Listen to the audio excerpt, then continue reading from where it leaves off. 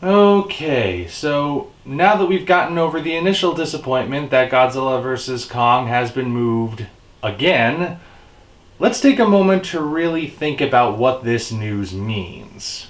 And if you hear background noises of people outside or animals, that's because I once again have the windows open. It's another nice day. You gotta get fresh air while you can, you know? So first and foremost, even though moving Godzilla vs. Kong from 2020 to 2021 does mean we have to keep waiting for something we were looking forward to, it also should alleviate tensions and concerns from people who felt that November, the last time that the movie was supposed to be released, was getting too crowded.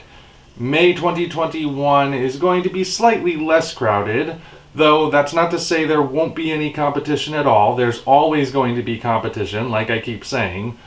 But it's not going to have the same level of competition, at least at this point. That could change.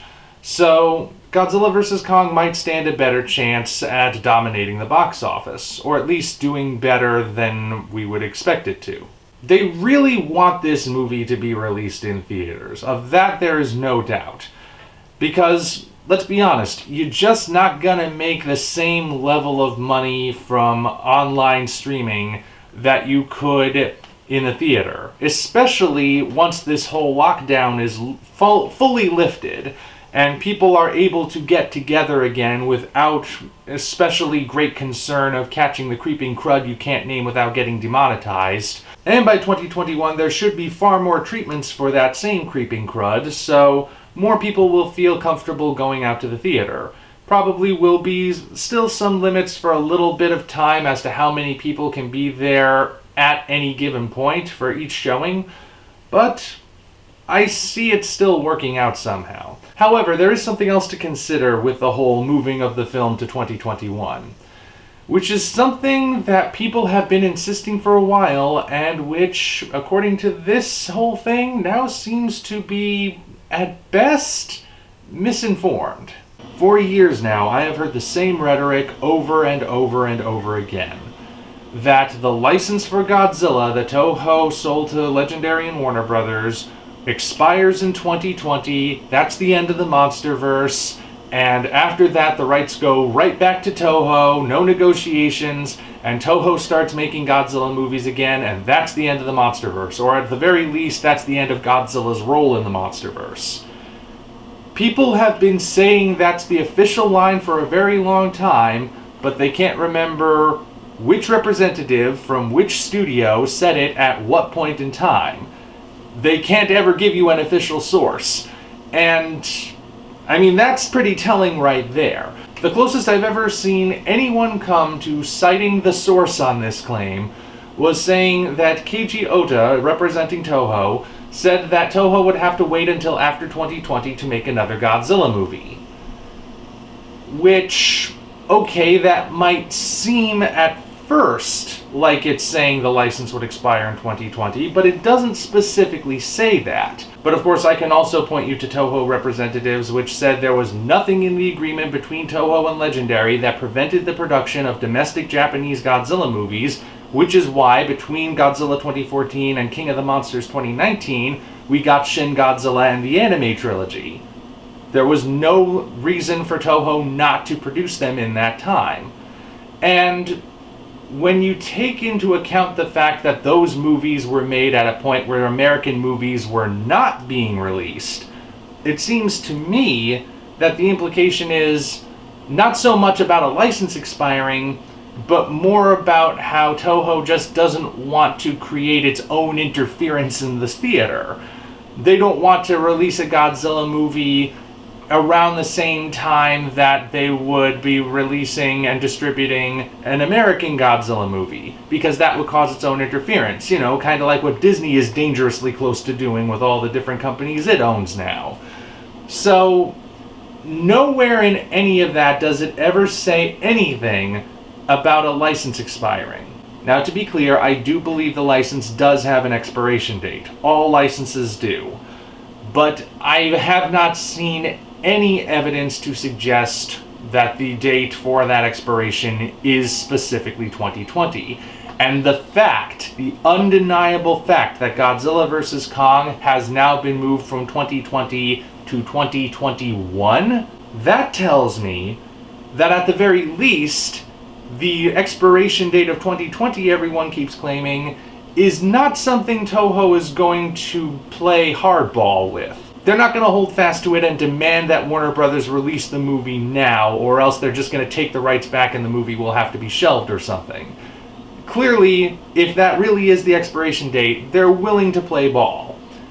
Or it's possible that 2020 was never the expiration date, and therefore it was easier to move the film to 2021 because there was never any obligation to release it in 2020 in the first place. And of course we still have those 2019 quotes from Alex Garcia about how they do plan to continue the MonsterVerse after Godzilla vs. Kong. They're taking it slowly, one brick at a time as he put it, but they do still have that plan. Didn't specifically say Godzilla would be part of that plan, of course, but the implication is that he would be. Not to mention, of course, that Toho has that whole Godzilla Genesis initiative, in which they are doing everything they can to make Godzilla a global multimedia phenomenon. Not just multimedia in Japan, but multimedia everywhere. And they've really been pushing it.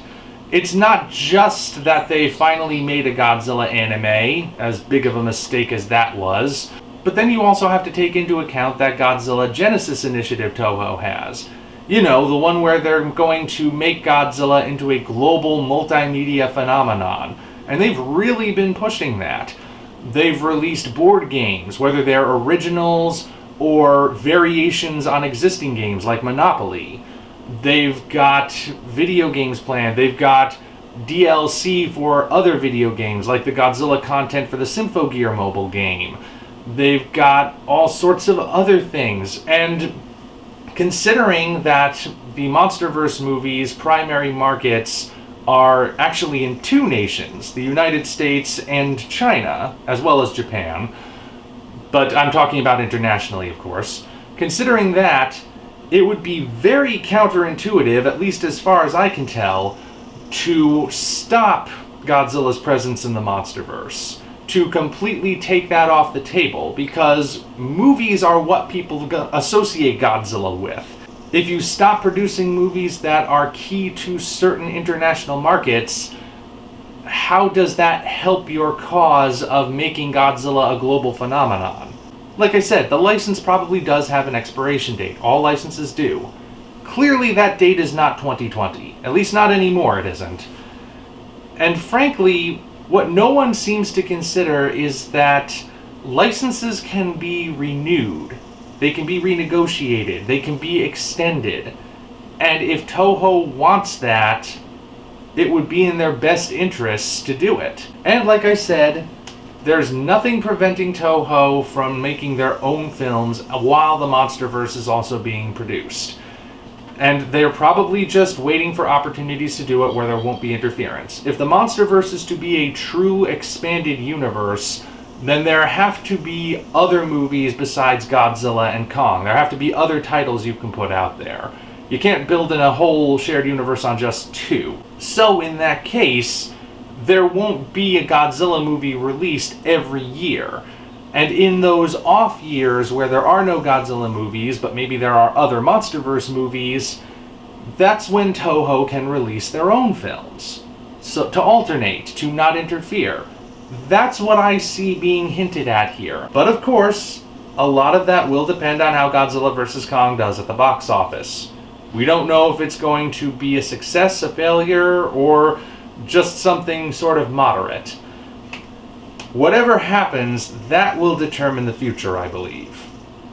So, I don't know. We'll see. Right now, all we can say for certain is that the narrative about Godzilla's license expiring in 2020 has officially been debunked. And boy am I relieved about that, because I was getting sick of hearing people say it. Until such time as we meet again, this is the Omni Viewer signing off. If you enjoyed this video, be sure to like it as well as subscribe to the channel for more content of a similar nature.